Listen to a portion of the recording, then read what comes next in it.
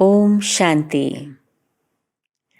नवरात्रि पर्व की आप सभी को एक बार फिर से मंगल कामनाएं। बधाई हो, मुबारक हो। पिछले 2 दिनों से हम नवरात्रि पर्व के आध्यात्मिक रहस्यों के बारे में चर्चा कर रहे हैं। हमने इन 2 दिनों में नवरात्रि के 2 पहलुओं पर आध्यात्मिक चर्चा की। पहले दिन हमने ये जाना कि देवियों का आवाहन करने का अर्थ है अपने अंदर जो दिव्यता है, हमारा जो वास्तविक दिव्य स्वरूप है, उसका आवाहन करना। जब हम अपने दिव्य पवित्र स्वरूप का आवाहन करते हैं, उसे अपनी स्मृति में लाते हैं, तो अपने अंदर छिपे हुए उन असुरों का, आसुरी वृत्तियों का संहार करने में सफल हो जाते हैं।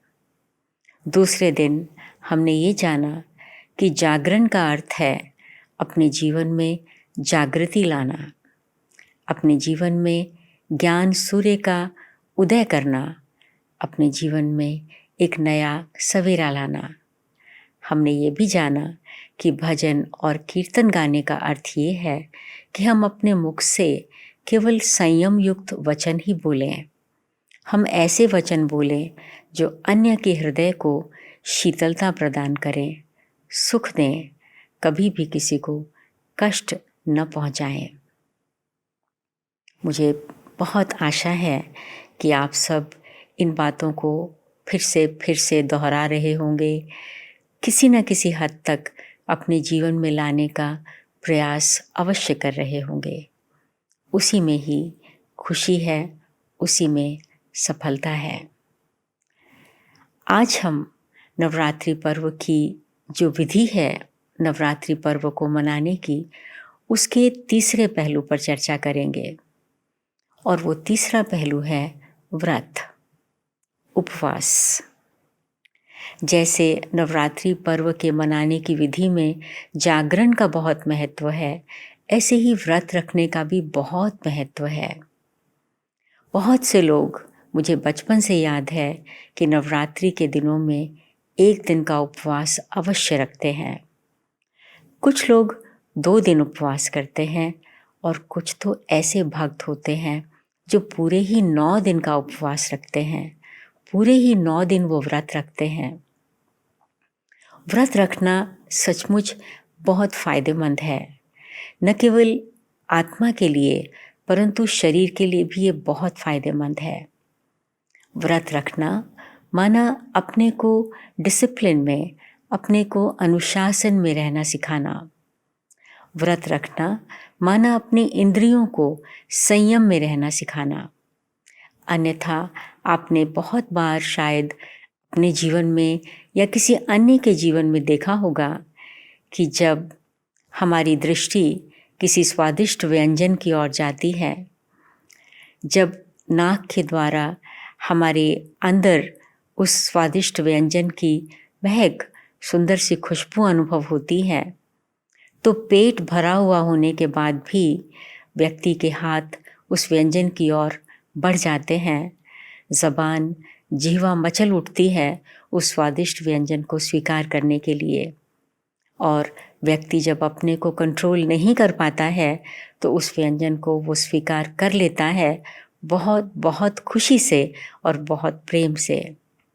भोजन तो स्वादिष्ट ही है, व्यंजन तो स्वादिष्ट ही है, परंतु क्योंकि वो हजम नहीं होता, अपचन हो जाने के कारण बाद में व्यक्ति को कष्ट उठाना पड़ता है। तो व्रत रखना, उपवास करना हमें सिखाता है आत्म संयम रखना। जब हम आत्म संयम को बना के रखते हैं तो उसके फल स्वरूप हमारा विल पावर, हमारा मनोबल बढ़ जाता है। और हम सबको यह अनुभव है कि बिना विल पावर के, बिना मनोबल के जीवन के किसी भी क्षेत्र में सफलता को प्राप्त करना लगभग असंभव जैसा है।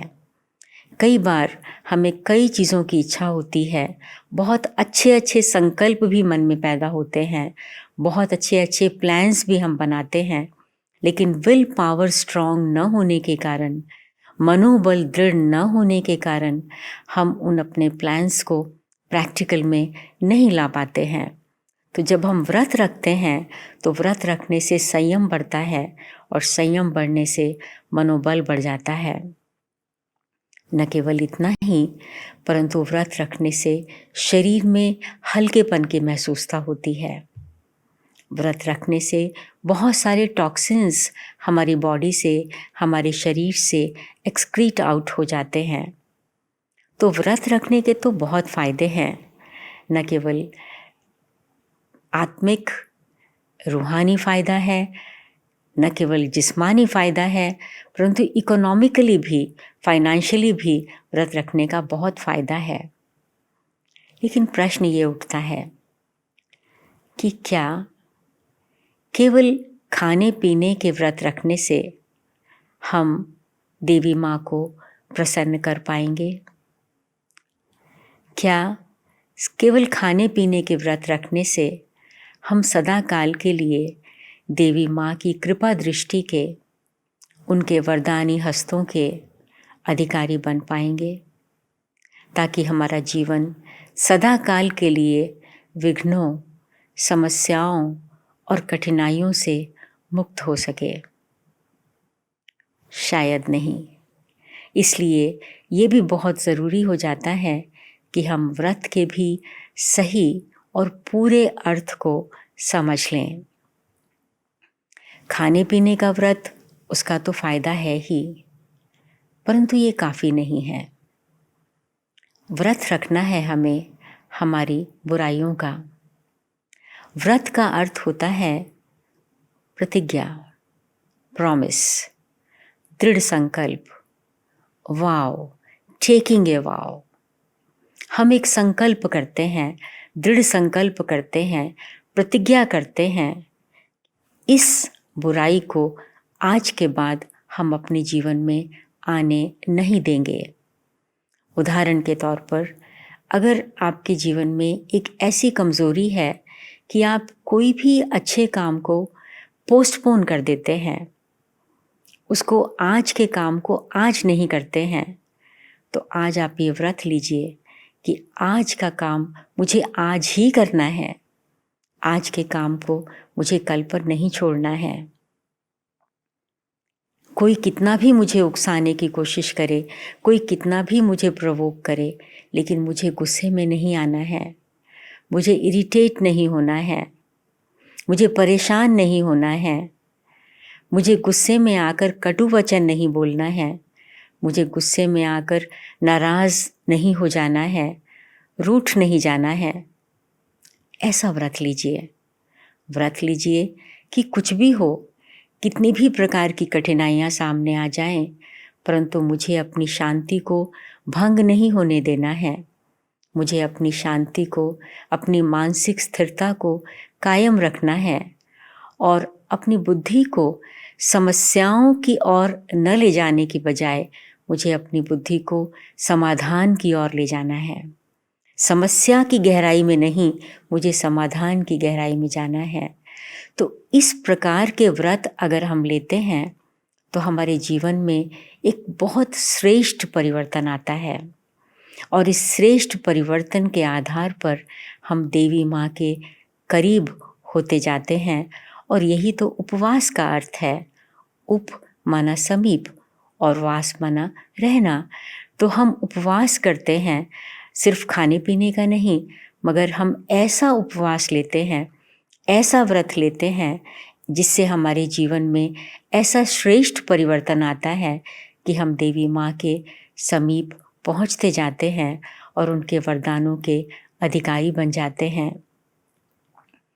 एक बात और कहना चाहती हूँ, हम सब जानते हैं कि ये सब देवियाँ जिनकी हम इतने दिल से, इतनी श्रद्धा और भावना से पूजा करते हैं, वो सब देवियाँ कुमारियाँ हैं, कन्याएं हैं।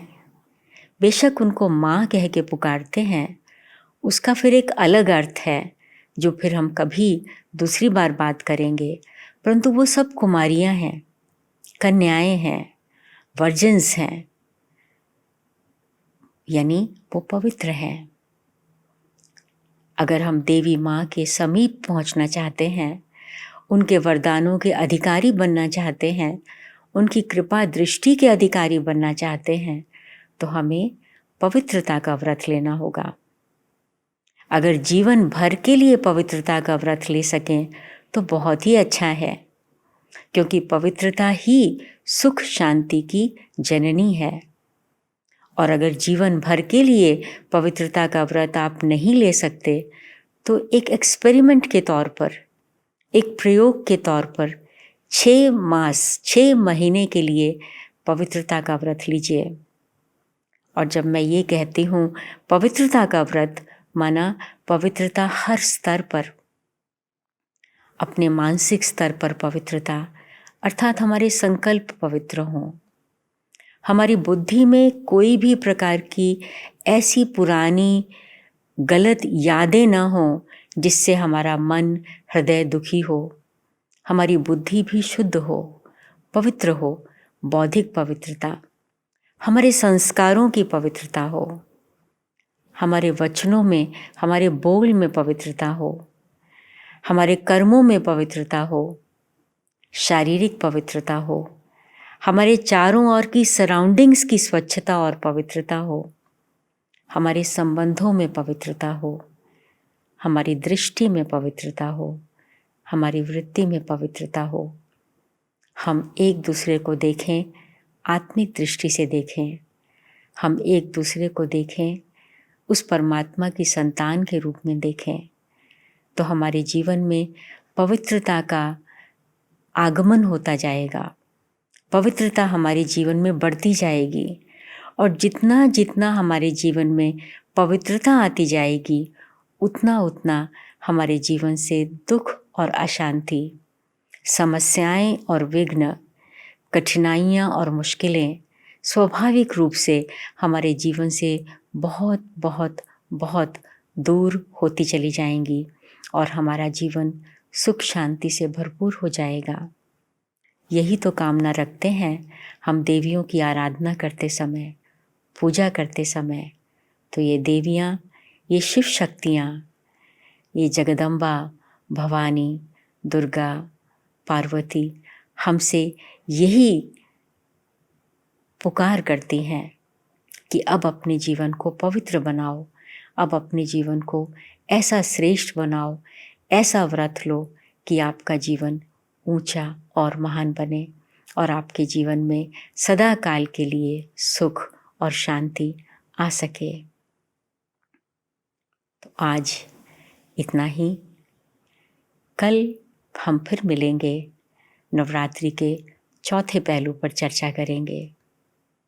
लेकिन अब 2 दिन की तरह हम कुछ क्षण के लिए इस स्मृति को पक्का करते हैं कि मुझे कौन सा व्रत लेना है। खाने पीने का व्रत ये तो बहुत अच्छा है, परंतु इस व्रत के साथ साथ मुझे अपने जीवन में ऐसा भी व्रत लेना है जो सदा काल का हो, केवल 9 दिन का नहीं। हमें व्रत ले लेना है कि आज के बाद हम कभी भी बेचैन नहीं होंगे,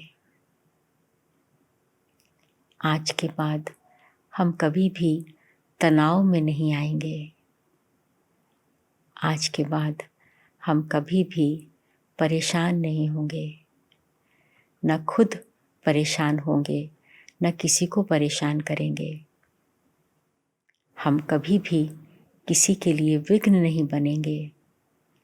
हम सदा आगे बढ़ते हुए अन्य को आगे बढ़ाते रहेंगे।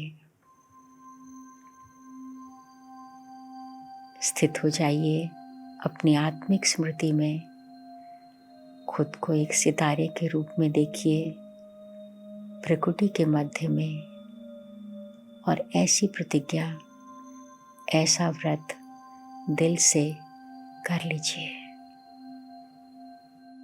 मैं आत्मा हूँ, दिव्य और पवित्र आत्मा हूँ।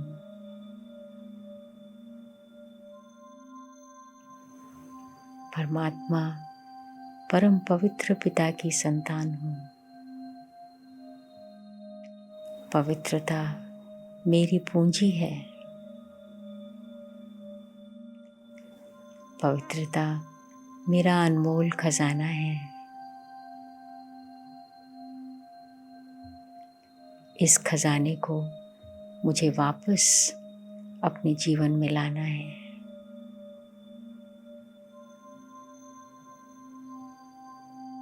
यही खजाना मेरे जीवन को सुख और शांति के खजाने से भरपूर कर देगा। इसकी गारंटी है।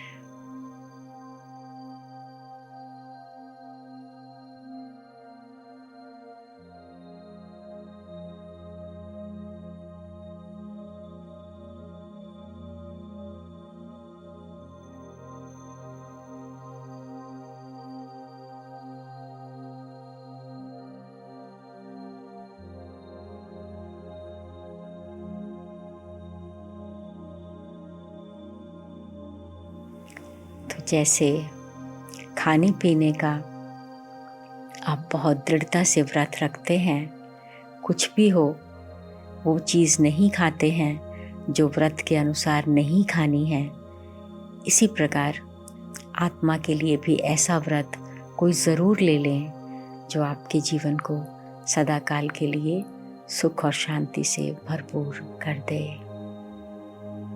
नवरात्रि की फिर से शुभकामनाएं, मंगल कामनाएं।